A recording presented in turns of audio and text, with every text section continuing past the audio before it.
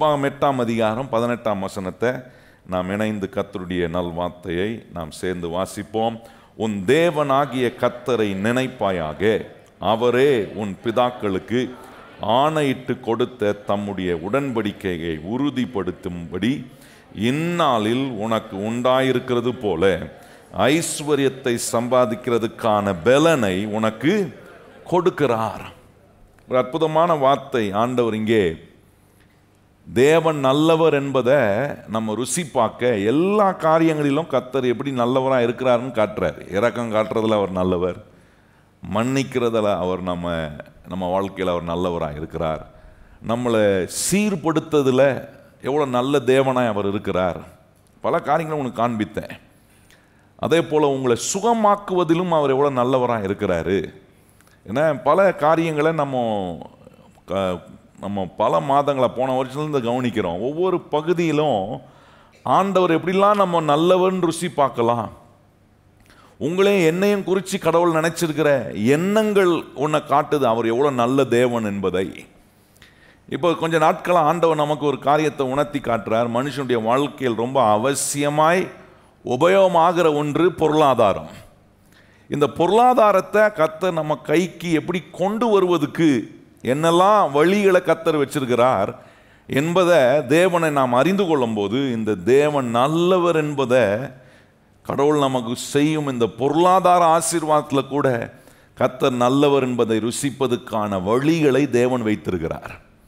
நான் காலையில் பிரசங்கம் பண்ணும்போது சொன்ன பாருங்க, இந்த வேத புஸ்தகத்தில் ஏன் ஒருவேளை இன்னைக்கு நமக்கு ஒரு கேள்வி இருக்கலாம், ஏன் பொருளாதார ஆசீர்வாதத்தை குறித்து ஆண்டவர் சொல்ல வேண்டியது ரொம்ப அவசியமா அப்படின்னு கேட்டிங்கன்னா, அதுக்கு பதில் என்னென்னா, வேதத்தில் பல காரியங்களுக்கு முக்கியத்துவம் கொடுத்து வேதத்தில் பல வசனங்கள் இருக்கிறத நம்ம பார்க்குறோம். பயப்படுறதை குறித்து, பயப்படாமல் இருப்பதுக்காக ஏறக்குறைய 367 தடவைக்கு மேலே சொல்லப்பட்டிருக்கு வேதத்தில். அப்போ கவனிச்சு பாருங்க, நாம் பயப்படாமல் இருக்கணுன்றது எவ்வளோ அவசியன்றதுக்காக கர்த்தர் அத்தனை முறை சொல்லி வச்சிருக்கிறாரு. அதே போல் ஜெபத்தை குறித்து இந்த வேத புஸ்தகத்தில் கவனிச்சிங்கன்னா ஏறக்குறைய 500 தடவைக்கு மேலாக சொல்லப்பட்டிருக்கு. விசுவாசத்தை குறித்து, இதெல்லாம் கிறிஸ்தவ வாழ்க்கைக்கு ரொம்ப முக்கியமான அவசியமான ஒன்று. ஜெபம், விசுவாசம் இதெல்லாம் ரொம்ப அவசியமான ஒன்று கிறிஸ்தவ வாழ்க்கையில். விசுவாசத்தை குறித்து வேதத்தில் கவனிச்சிங்கன்னா ஏறக்குறைய 500 தடவைக்கு மேலே சொல்லப்பட்டிருக்கு. ஆனால் பிரமிக்கக்கூடிய ஒன்று என்னென்னா, இந்த ஆதி ஆகமத்திலேருந்து வெளிப்படுத்தின விசேஷங்க நீங்கள் வாசித்தீங்கன்னா ஏறக்குறைய 2500 வசனங்களுக்கு மேலாக கடவுள் பொருளாதார ரீதியில் நம்மளை எப்படி ஆசீர்வதிக்க வேண்டும் என்று அவர் விரும்புகிறார், பொருளாதார நன்மைகளை நம்முடைய வாழ்க்கைக்குள்ளே தேவனை எதற்காக கொண்டு வரார், எப்படி அதை நம்ம வாழ்க்கையில் அடைய முடியும் என்று இந்த வேதத்தில் 5 மடங்கு அதிகமாக மற்ற எல்லாவற்றை காட்டிலும் பொருளாதாரத்தை குறித்து ஆண்டவர் இவ்வளோ முக்கியத்துவம் கொடுத்து இந்த வேதத்தில் சொல்ல வச்சிருக்கிறாரு. என்னைக்காவது பைபிளை வாசிக்கும் போது முழு பைபிளை வாசிக்கிற பழக்கம் இருந்துச்சுன்னா நான் சொல்கிற காரியங்கள்லாம் கொஞ்சம் ஆராய்ச்சி பண்ணி பாருங்கள். இன்றைக்கி வருஷம் இப்போ தானே ஜனவரி மாதம் நல்ல ரெசல்யூஷன்லாம் எடுத்திருப்பீங்க, நல்ல தீர்மானம்லாம் எடுத்தீங்களா? கிறிஸ்தவங்க எடுத்த தீர்மானத்தில் ஒன்று என்னென்னா, இந்த வருஷம் எப்படியாவது பைபிளை படித்து முடிச்சிடணும்னு ஒரு பெரிய தீர்மானம் எடுத்திருப்பீங்க. அந்த தீர்மானத்தை வாழ்த்துறேன், செய்யுங்க, கர்த்தர் உங்களுக்கு உதவி செய்வார். அப்படி தீர்மானம் எடுத்தீங்கன்னா நீங்கள் இந்த பைபிளை வாசிக்க ஆரம்பிச்சிங்கன்னா இந்த ஆதியாகம புஸ்தகத்திலிருந்து வெளிப்படுத்தின விசேஷம் வரைக்கும் வாசித்து பாருங்கள். நான் சொன்ன மாதிரியே ஏறக்குறைய 2500 வசனங்களுக்கு மேலாக பொருளாதாரத்தை குறித்து தேவன் இங்கே குறிப்பிட்டு சொல்லியிருக்கிறத நம்ம கண்டுபிடிக்க முடியும். இவ்வளோ முக்கியத்துவத்தை ஆண்டவர் பொருளாதார ஆசீர்வாதத்துக்கு வேதத்தில் சொல்லி வைத்திருந்தோம்.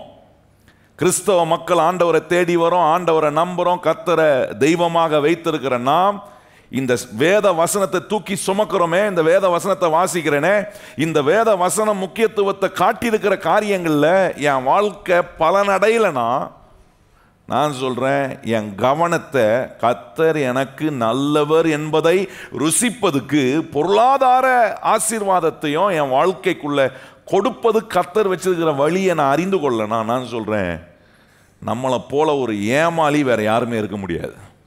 நல்லா கவனிங்க நான் சொல்கிறத. இன்றைக்கி நிறைய கிறிஸ்தவர்கள் பல காரியங்களில் ஏமாற்றப்பட்டு ஏமாற்றமான நிலையில் வாழுகிறார்கள். ஆசீர்வாதத்தில் ஒரு ஏமாற்றமான நிலை, எல்லா காரியங்களையும் கவனித்து பாருங்கள். ரட்சிப்பை பெருசாக பேசுகிறோம், ரட்சிப்பை குறித்து நிறைய பேசுகிறேன். இந்த தேவன் நம்ம கொடுத்திருக்க ரட்சிப்பை குறித்து கர்த்தர் நல்லவர் என்பதில் ஏராளமான வாரங்கள் அதை குறித்து பேசணும். ரட்சிப்பின் வல்லம் என்ன செய்யுது, நம்ம கொடுக்கப்பட்டிருக்க ரட்சிப்பு எப்படிப்பட்ட ரட்சிப்பு, எல்லா காரியங்களும் வேதம் சொல்லுகிறது. எல்லா காரியத்தையும் இங்கே நம்ம பேசுகிறோம். நீங்கள் நினச்சிக்கூடாது இந்த சபை வெறும் பொருளாதாரத்தை மட்டும் பேசுது. இல்லை, நான் எல்லாவற்றையும் பேசுகிறேன். ஏன்னா பல காரியங்களை பேசிட்டு வரும்போது கர்த்தர் நல்லவர் என்பதில் இன்னொரு விதத்திலும் கர்த்தர் நமக்கு அவர் நல்லவர் என்பதை ருசி பார்க்க வைக்க விரும்புகிறார். என்னன்னா, பொருளாதார ஆசீர்வாதத்தை நமக்கு கொடுத்து அதை எப்படி நாம் அடைய வேண்டும், அதை எப்படி நமக்கு தேவன் கொடுக்கிறார், கொடுப்பதன் மூலமாக தேவன் வச்சிருக்கிற நோக்கம் என்ன, அவருடைய திட்டம் என்ன, எதற்காக என் கையில் அந்த பொருளாதார நன்மையை கொடுப்பதுக்காக இன்னைக்கு இந்த ஆலயத்துக்குள்ள கொண்டு வந்து ஏன் என் காது கேட்க கர்த்தர் இந்த பொருளாதார ஆசீர்வாதத்தை குறித்து எனக்கு அவர் ஏன் போதிக்கிறாரு? ஏன்னா தேவனுக்கு ஒரு நோக்கம் உண்டு. நம்மை கர்த்தர் ரட்சித்து நம்முடைய வாழ்க்கையை கர்த்தர் பல இடங்களில் அவருடைய சுவிசேஷத்தையும் அவருடைய ராஜ்யத்தையும் அவருடைய வேலையை அவர் நினைக்கிறதை நாம் செய்வதற்கு கடவுள் என்ன செய்கிறார்னா, நம்ம கையில் பொருளாதார நன்மையை தேவன் கொடுக்கிறார். எத்தனை பேர் கையை உயர்த்தி ஆமென்னு சொல்றீங்க?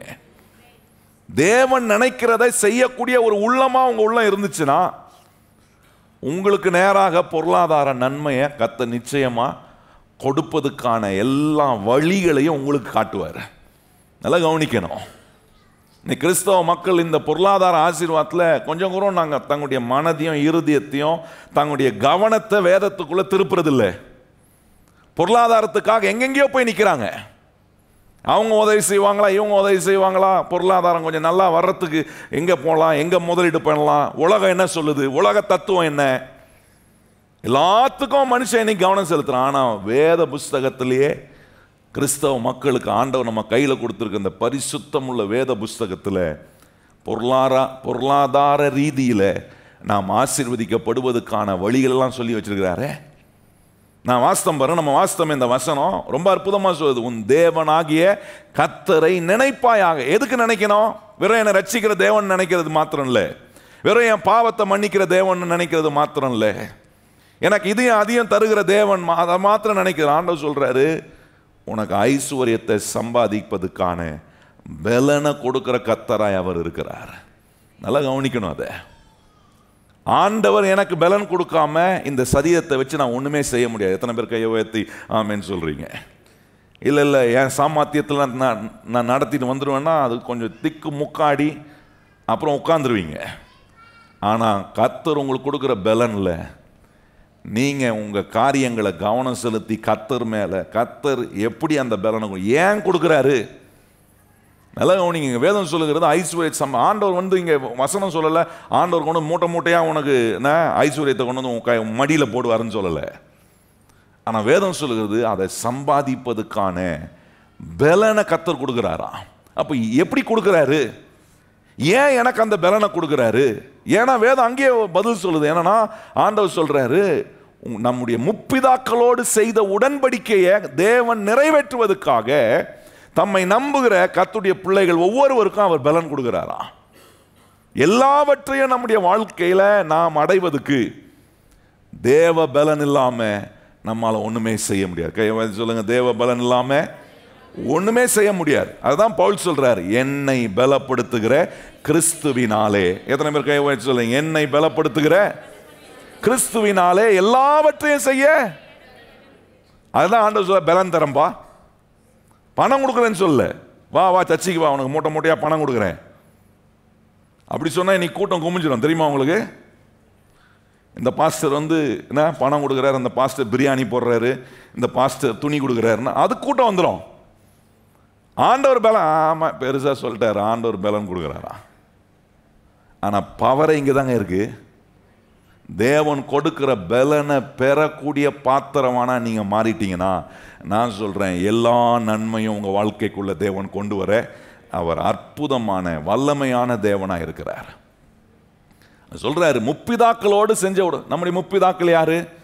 ஆபிரகாம், ஈசாக்கு, யாக்கோபு. கவனிக்கணும் அவங்களெல்லாம்.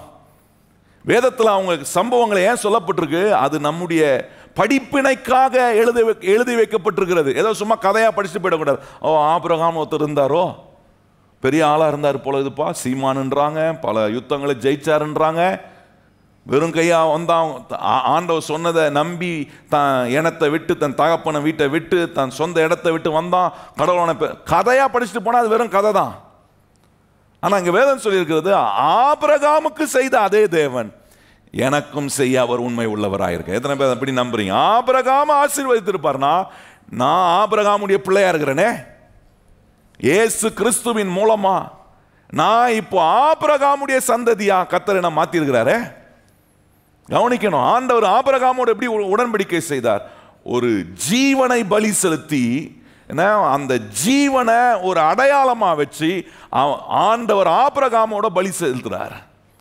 இன்னைக்கு உங்களோட என்னையோட பலி செலுத்த, உங்களை என்னைய எதையும் ஜீவனை கொடுக்க சொல்லல, அவரே நமக்காக ஜீவனை கொடுத்து அவருடைய ஜீவன் மூலமா நம்மோட உடன்படிக்கை பண்ணியிருக்கிறார். எவ்வளவு விலையேற பெற்ற ஒரு உடன்படிக்கை! எந்த காலத்திலும் எந்த சூழ்நிலையிலும் கர்த்தர் அந்த உடன்படிக்கையை உடைக்கவே மாட்டார். அதான் நினைக்கணும், கர்த்தர் என்னோட செய்திருக்கிற உடன்படிக்கை. அதான் பாருங்க இங்க சொல்றாரு, இப்படி ஒரு உடன்படிக்கை செய்திருக்கிறதுனால, கலாத்தியர் 3ஆம் அதிகாரத்தில் கவனிச்சு பாருங்க, சொல்றாரு இப்படி உடன்படிக்கை செய்து என்ன ஆண்டவர் என்ன செய்கிறார்னா, இந்த ஆபிரகாமுக்குரிய சந்ததியாரா என்ன கர்த்தர் மாத்துறார். கலாத்தியர் 3ஆம் அதிகாரம் கவனிச்சு பாருங்க, 29ஆம் வசனம் சொல்றார், நீங்கள் கிறிஸ்துவின் உடையவர்களானால் ஆபிரகாமின் சந்ததியாரும் வாக்குத்தத்தத்தின்படியே சுதந்திரராயும் இருக்கிறீர்கள். நல்லா என்ன சொல்றார்? நீங்க கிறிஸ்துவர்களுடையவர்களானா, இயேசு ஆண்டவரா நான் ஏற்றிருக்கிறேன், இயேசு என்னுடைய இரட்சகரா இருக்கிறார்னா, இந்த இயேசு என்ன செய்கிறார்னா உங்களை ஆபிரகாமுடைய சந்ததிக்குரிய ஒரு நபரா மாத்துறாரு. ஏன் அங்க கொண்டு போய் மாத்துறாரு? ஏன்னா ஆபிரகாமோட தேவன் உடன்படிக்கை செஞ்சிருக்கிறாரு. அந்த உடன்படிக்கை உடைக்கப்படாத உடன்படிக்கை, மாறாத உடன்படிக்கை. எத்தனை தலைமுறை மாறினாலும் தேவன் மறுபடியும் மறுபடியும் உங்களுக்கு பலன் கொடுப்பதுக்கு ஏன் கொடுக்கிறாருன்னா, அவர் முப்பிதாக்களோடு அவர் உடன்படிக்கை செய்தார். அதை தான் நினைக்கிறாரு ஆண்டவர். நினைக்கிறார், நான் உடன்படிக்கை செஞ்சிருக்கிறேனே, இன்றைக்கு கிறிஸ்துவின் மூலமாய் நமக்குள்ள நம்மோடு ஆண்டவர் ஒரு புது உடன்படிக்கை செய்திருக்கிறார். புதிய ஏற்பாட்டின் விசுவாசிகளா இருக்கிற உங்களுக்கும் எனக்கும் ஆண்டவர் என்ன பண்ணியிருக்காரு? அவரே வந்து இந்த உடன்படிக்கைக்கு நீங்க ஒண்ணுமே செய்யல. நல்லா கொஞ்சம் கவனிச்சு பார்க்கணும். இந்த உடன்படிக்கை நான் என்ன செஞ்சேன்? நான் ஏதாவது சிலுவை தூக்கணும்னா, இன்னைக்கு கிறிஸ்தவங்க செயினை போட்டு நடுவில் ஒரு சிலுவை தொங்கிட்டுருக்காங்க. பெருசாக என்ன சொல்கிறாங்க? ஏசுனா அது பெரிய சிலுவை சுமந்தார், நான் ஒரு குட்டி சிலுவையை சுமக்கிறேன்றாங்க. நம்ம ஒன்றுமே செய்யலை இந்த உடன்படிக்கைக்கு. அவரே எல்லா நம்முடைய பாவங்கள், நம்முடைய அக்கிரமம், நம்முடைய மீறுதல், எல்லா தண்டனையும் என் மேலே வராமல் அவர் மேலே ஏற்றுக்கொண்டு அவர் அதற்காக தண்டிக்கப்பட்டு என்னோட அவர் ஒரு உடன்படிக்கை செய்தாரே. இப்படி உடன்படிக்கை செய்திருக்கிற அந்த ஆண்டவராகிய இயேசு கிறிஸ்து அதை மாத்திடுவாரா? அதை உடைச்சிடுவாரா? அதை தான் பவுல் கேட்கிறாரு. என்ன, இயேசு கிறிஸ்துவையே நமக்காக கொடுத்திருப்பார்னா அவரோடு மற்ற எல்லாவற்றையும் நமக்கு அருளாது இருப்பது எப்படின்னு கேட்கிறாரு. உச்சகட்டமான தன்னுடைய குமாரனே நமக்காக கொடுத்து ஒரு உடன்படிக்கை செஞ்சிட்டார்னா, இப்போ கேட்கிறாரு, இவரோட மற்ற ஏன் கொடுக்காம நான் இருப்பேனான்னு கேட்கிறாரு.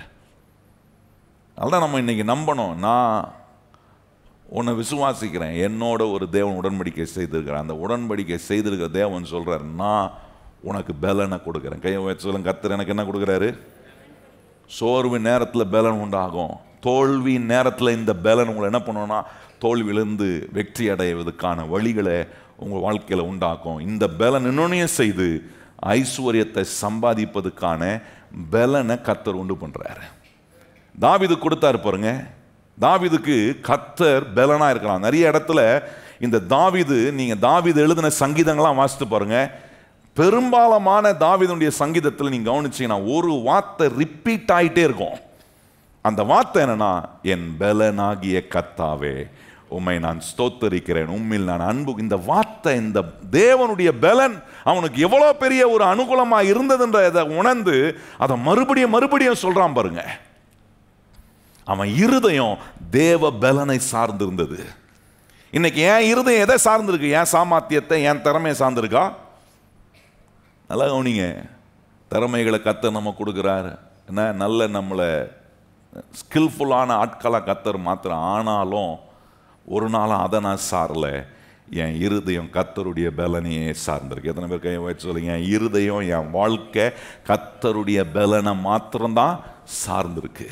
நிறைய பேர் பாராட்டுவாங்க, நீங்கள் பயங்கரமான எக்ஸ்பர்ட்டுங்க, உசுப்புறதுக்குன்னு நிறைய பேர் இருப்பாங்க. நல்லா கவனிங்க, என்ன நம்மளை உசுப்பி விடுறதுக்குன்னு நிறைய பேர் வருவான். சும்மா 2 வேலை தான் செஞ்சுருப்போம். வந்து நான் சொல்லுவான், உங்களை மாதிரி வருமா சார், பயங்கர ஸ்மார்ட்டு, பயங்கர திறமைசாலி.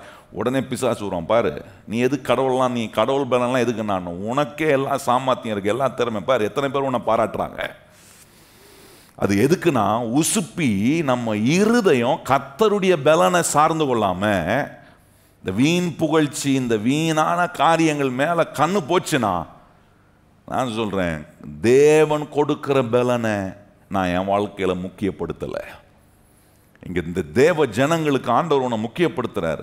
எல்லா நன்மையும் வருவதுக்கு பொருளாதார நன்மை மாத்திரமல்ல, ஐஸ்வர்யத்தை சம்பாதிக்கிற இதுக்கு மாத்திரமல்ல, வாழ்க்கைக்கு வேண்டிய எல்லா காரியங்களையும் நீ அடைவதுக்கு நான் உனக்கு பலன். அந்த வார்த்தை ரொம்ப அருமையாக இருப்பேன், கர்த்தர் எனக்கு பலன் கொடுக்குறார். நான் இந்த பலன் உலகத்திலேருந்து வரும், இந்த பலன் அங்கேருந்து வரீங்க. ஆண்டவர் சொல்கிறேன், நான் உனக்கு ஐஸ். அந்த வார்த்தை வருதா உபாகமத்தில் நம்ம வாசித்ததில் அந்த வார்த்தை இருக்கா? கர்த்தர் சொல்கிறேன், இது யாரோ கொடுக்கறது இல்லை, ஆண்டவர் சொல்கிறேன், நான் உனக்கு பலன் கொடுக்குறாங்க. பாருங்கள் அந்த வார்த்தை 8ஆம் அதிகாரம் 18ஆம் சொல்கிறார் பாருங்க, இந்நாளில் உனக்கு உண்டாயிருக்கிறது போல ஐஸ்வர்யத்தை சம்பாதிப்பதற்கான பலனை உனக்கு கொடுக்கிறார். அவர் கொடுக்கிறாரு. இது எங்க இருந்தா வரும் அப்படின்னு சொல்லலை. நிறைய பணம் இருந்தால் பலன் வந்துடும்பா, நிறைய செல்வாக்கு இருந்தால் உனக்கு பலன் வந்துடும், உலக செல்வாக்கு இருந்தால் பலன் வந்துடும் அப்படி சொல்லல. கர்த்தர் சொல்கிறேன், இந்த பலன் நான் கொடுத்தா தான் உனக்கு வரும். எத்தனை பேர் ஆமேன்னு சொல்கிறீங்க கையை உயர்த்தி? அப்போ இந்த பலன் வரணும்னா கர்த்தரை சாரணும், கர்த்தருடைய பாதத்தில் காத்திருக்கணும். வேதம் சொல்லுகிறது, கர்த்தருக்கு காத்திருக்கிறவர்களோ பலன் அப்படி தான் வரும், சும்மா வந்துடாது. சர்ச்சி பக்கமே வராமல் வசனத்தையே கேட்காம ஆண்டவரே ஆண்டவர் சொல்லிட்டார் பலன் வந்துடும் அப்படின்ட்டு வந்துடும். அப்படியே பறந்து வந்து நம்ம மேலே உட்காந்துக்குமா? வந்து தேவ சமூகத்தில் காத்திருக்கணும், தேவனுடைய வார்த்தையை கேட்கணும், கேட்குற வார்த்தையை புரிந்து கொள்ளணும், புரிந்து கொள்கிற வார்த்தையை எடுத்து வாழ்க்கையில் உபயோகப்படுத்தும் போது தான் பலன் வருகிறது. அந்த பலன் வரும்போது என்னென்னலாம் வரணுமோ வாழ்க்கைக்குள்ள அது எல்லாவற்றையும் கர்த்தர் என்ன பண்ணுறார்? தாவீதுடைய வாழ்க்கையில் கவனிச்சு அப்படிதான் வந்துச்சு. அவனுடைய இருதயம் கர்த்தருடைய பலனை சார்ந்து கொள்கிறது. சார்ந்து கொண்டனால தான் நீங்க கவனிச்சு பாருங்க, அவனுடைய ஒவ்வொரு காரியத்திலும் அவனை ராஜாவாக்கின பிறகு, அவன் ராஜாவான பீரியட்ல இஸ்ரவேல் தேசம் உலகம் முழுவதிலும் செழிப்பான தேசமா மாறினது. ஏன் மாறிச்சு கொஞ்சம் யோசிச்சு பாருங்க. அந்த நாட்டை நடத்துகிற ராஜாவாக தேவன் அவனை ஏற்படுத்தின போதும் அவன் தேவனை விட்டு விலகாம தேவனுடைய பலனை சார்ந்து கொண்டான்.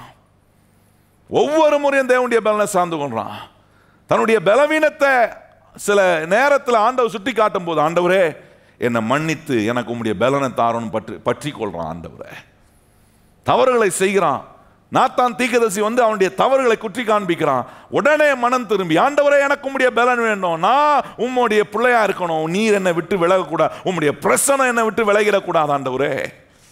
அவன் இருதயம் எவ்வளோ ஆண்டவர் மேல பற்றுதலாக இருந்ததுன்றதை கொஞ்சம் கவனிங்க. இன்னைக்கு நம்முடைய வாழ்க்கை அப்படி இருக்கா? அப்படி இருக்கோன்னா கர்த்தர் சொல்றாரு, ஐஸ்வர்யத்தை சம்பாதிப்பதுக்கான பலன் உனக்கு உண்டாயிட்டே இருக்கும்பா. எத்தனை பேர் நம்மளை எதிர்த்து நின்றாலும், எத்தனை பேர் சவாலா நான் செய்கிற வேலைக்கு எதிராக வந்தா கூட, அது நடுவே கர்த்தர் எனக்கு பலனை கொடுத்து என்னை கொண்டு செய்ய வேண்டிய வேலையை கர்த்தர் வெற்றிகரமாக செய்து முடிப்பார். கையை சொல்லுங்க, என்னை கொண்டு செய்ய வேண்டிய வேலைகளை கர்த்தர் வெற்றிகரமாய் செய்து முடிப்பதுக்கான பலனை கர்த்தர் உங்களுக்கு கொடுத்துக்கிட்டே இருப்பார். இதுதான் ரொம்ப முக்கியம் பாருங்க தாவீதுடைய வாழ்க்கையில். அதனால தான் பாருங்க, இந்த பலனை அவன் சார்ந்து கொண்டதுனால அவனுடைய இருதயம் கர்த்தருக்கென்று ஒன்று செய்யணும்னா ஒரு தயக்கமும் அவன் இருதயத்தில் இல்லை. அந்த தாவீது சொல்றாரு, தேவன் அவனை ராஜாவாக்கி அவனுக்கு எல்லா வெற்றியும் கொடுத்து, செல்வ திரட்சியை அவனுக்கு ஒவ்வொரு யுத்தத்திலும் கர்த்தர் கொடுத்து, அவனை உபயோகப்படுத்தி அந்த தேசத்தையே செழிப்புள்ள தேசமாக்கின போதும் இந்த தாவீது சொல்றாரு ரொம்ப அற்புதமா, ஆண்டவரே எல்லாம் உம்மிடத்திலிருந்து எனக்கு வந்தது, மறுபடியும் உமக்கு கொடுப்பதை ஆண்டவரே ஒரு சாயக்கமும் எனக்கு இல்லை. ஏன்னா எனக்கு தெரியும் இதெல்லாம் எங்கேருந்து வந்துச்சு, உம்மிடத்திலிருந்து வந்தது, உம்மிடத்திலிருந்து பெற்றுக்கொண்டதை உமக்கே மறுபடியும் கொடுக்கிறேன்னு சொல்றார். இந்த உள்ளம் பாருங்க, ஏன் வருது இந்த உள்ளம், ஏன் இந்த ஆட்டிடியூட் இருந்துச்சு? இந்த ஆட்டிடியூட் ஒரு கிறிஸ்தவனுக்கு இல்லைன்னா நான் சொல்றேன், அவன் அந்த கிறிஸ்தவன் தன் வாழ்க்கையை தோல்விக்கு நேரம் நடத்துறான். இந்த தாவீது வெற்றியை நீங்க கவனிச்சு பாருங்க. தாவீது 4க்கு 4 வெற்றி அடைந்து அவனை கர்த்தர் மேன்மை உள்ளவனா மாத்தி. ஏன்னா அவன் இருதயம் எதை சார்ந்து இருக்குன்னா கர்த்தர் கொடுக்குற பலனை அவன் சார்ந்து கொண்டான். அதனால கர்த்தர் அவனுக்கு ஏதாவது குறை வச்சாரா கொஞ்சம் கவனிச்சு பாருங்க. ஒரு குறையும் இல்லை. அவனை ஆசீர்வதிக்கிறார், அவன் சந்ததி ஆசீர்வதிக்கிறார், சாலமோனை ஆசீர்வதிக்கிறார், அவனுக்கு கீழே இருந்த அவனுடைய ஆளுகை கீழே இருந்த ஜனங்களை கர்த்தர் ஆசீர்வதிக்கிறார். வேதம் சொல்லுகிறது எல்லாம் நசல் கொண்டவனோ எல்லாம் என்ன ஓட்டாண்டிங்களாம் போய் யார் கூட சேர்ந்துக்கிட்டாங்களாம்? தாவீது கூட சேர்ந்துக்கிட்டாங்களாம். தாவீது கூட சேர்ந்தவங்களாம் கொஞ்சம் யாருன்னு கவனிச்சு பாருங்க. கடனாளி, என்ன எல்லாம் உடைச்சலை வச்சிருக்கிறவன் தாவீது கூட போய் சேர்ந்தானுங்க. ஆனா தாவீது கூட சேர்ந்தவனுங்க அதுக்கு பிறகு ஓட்டாண்டியாவோ உடைச்சலாவெல்லாம் இல்லை, கடனாளியா இல்லை, எல்லாவற்றிலும் அவர்களை கர்த்தர் மாற்றி பார்க்குறாங்க. இந்த தாவீதை பார்க்குறான், அவன் கூட போய் சேர்ந்தவங்களாம் பார்க்குறான். ஆஹா, இந்த தாவீதுடைய இருதயம் எங்கே இருக்கு? எத்தனை வெற்றி வந்தாலும் ஒன்றுக்குறோம் தான் வெற்றி அடைஞ்ச மாதிரி பேச மாட்டானே, தான் திறமையில செஞ்சதான் சொல்ல மாட்டாரே. பார்க்குறாங்க. இன்னைக்கு நம்முடைய வாழ்க்கையில் அப்படி இருக்கணும். நம்முடைய இருதயம், கர்த்தர் நமக்கு ஒரு சின்ன ஆசீர்வாதம் கொடுத்தோன்னா இருதயம் அங்கேருந்து வேற எங்கன்னா போயிடுதா? போச்சுன்னா நான் சொல்கிறேன், போச்சுங்க. ஆசீர்வாதத்தை நம்மளே வீணடிப்பதுக்கான வேலைகளை நாம் செய்கிறோம். தாவீது இப்படிப்பட்ட உள்ளமுடையவனாக இருந்ததுனால தன் வாழ்க்கையில் தேவனை கனப்படுத்துறதுல எப்போவுமே சிறந்தவனாக இருந்தான். அவனுக்கு தேவனை கனப்படுத்துறது ஒரு தயக்கமே இல்லை. ஏன்னா அவனுக்கு தெரியுது எல்லாவற்றையும் சம்பாதிப்பதற்கு பலன் கொடுத்தவர் யார் தான்? எனக்கு கர்த்தர் தான் பலன் கொடுத்துருக்கிறார். ஆகவே அவருக்குன்னு வரும்போது அவருக்கு என்று நான் எடுத்து கொடுப்பதில் எனக்கு எந்த விதமான தயக்கமும் இல்லை. இப்படிப்பட்ட கர்த்தருடைய பிள்ளைகள், இப்படி உங்கள் இருதயம் ஆண்டவருடைய பலனை பற்றி இருக்கும்போது நான் சொல்கிறேன், ஒன்று மாத்திரம் உங்கள் வாழ்க்கையில் குறையவே குறையாது. கர்த்தர் உங்களுக்கு கொடுக்குற பலன் குறையவே குறையாதபடிக்கு ஒவ்வொரு நாளும் எழுமுனவனும் ஒரு புது பலன் இருக்கும். நமக்கு எழுமுனவனும் என் இருதயம் எங்கே கனெக்ட் ஆகுதுன்னா ஆண்டவரோட கனெக்ட் ஆகுது, ஆண்டவருடைய நோக்கத்தோட கனெக்ட் ஆகுது, ஆண்டவருடைய சித்தத்தோட கனெக்ட் ஆகுது. ஆண்டவர் என்ன கொண்டு என்ன செய்ய விரும்புகிறார், இன்னைக்கு அவருக்கு மகிமையா நான் என்ன செய்யலாம், இந்த கனெக்ஷனை நம்ம இருதயத்தோட ஆண்டவரோட வச்சிருப்போம்னா நான் சொல்றேன், நிச்சயமா ஐஸ்வர்யத்தில் எல்லாவற்றையும் சம்பாதிப்பதுக்கான பலனை கர்த்தர் உங்களுக்கு உண்டு பண்ணி கொண்டே இருப்பார். போன வாரம் காண்பித்தேன், என்ன இந்த ஒரு சகோதரி தன்னிடத்தில் இருக்கிற விலை உயர்ந்த தைலத்தை கொண்டு இயேசுடைய என்ன பாதத்தில் ஊற்றுறா. ஊற்றின உடனே என்ன சொல்கிறான் பாருங்க, சீசன் கூட இருந்த சீசன் சொல்கிறான், ஐயோ போச்சு வேஸ்ட்டு. ஏன்னா இருதயம் சரியில்லைன்னா, எந்த மனுஷனுடைய இருதயம் கடவுளுடைய பலத்தை சார்ந்து இல்லையோ அவனுக்கு எல்லாமே எப்படி இருக்கும்னா கடவுளுக்கு செய்கிறதெல்லாம் வேஸ்ட்டாக தான் தெரியும். அதான் கவனிங்க, தாவீதுக்கு எதை செஞ்சாலும் வேஸ்ட்டாக தெரியல, ஏன்னா எல்லாவற்றையும் கொடுத்தவர் அவர்.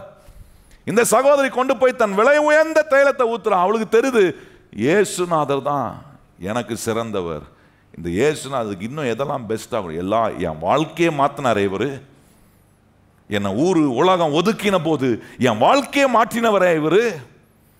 யோசிக்கிறா, அதெல்லாம் கடவுள் செஞ்ச நன்மையெல்லாம் யோசிக்கிறா. அவளுடைய வாழ்க்கை எதினால் பலனடைந்தது, இந்த இயேசு பேசின வார்த்தை நிமித்தமாக பலனடைந்தெல்லாம் யோசித்து பார்த்து இந்த இயேசுவுக்கு ஏதாவது செய்ய ஒரு வாய்ப்பு கிடைச்ச போது அவ தன்னிடத்தில் இருக்கிற பெஸ்ட்டை கொண்டு வரா. அதான் சாலமோன் சொல்றாரு, என்ன உன் எல்லா பொருளாலும் உன் விளைச்சலின் முதல் பலனால உன் கர்த்தராகிய தேவனை நீ என்ன பண்ணுவாயாக, கனம் பண்ணுவாய். அப்பொழுது ஆண்டவர் சொல்ல, கனம் பண்ணுகிற அந்த இருதயம் அப்படி இருக்கணும். ஆண்டவரை கனப்படுத்துற, ஆண்டவருக்கு சிறந்த பெஸ்ட்டை செய்யணுன்ற இருதயம் இருக்கணும்.